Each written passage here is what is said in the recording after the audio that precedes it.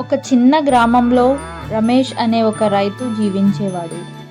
అతను చాలా పేదవాడైనా చాలా నమ్మకంగా ఉండేవాడు.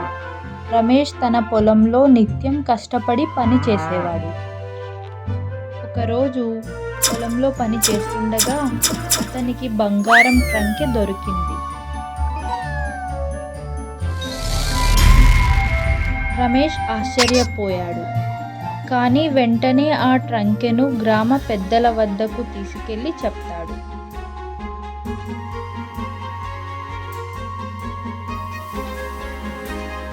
గ్రామ పెద్దలు అతని నమ్మకాన్ని చూసి ఆశ్చర్యపడతారు.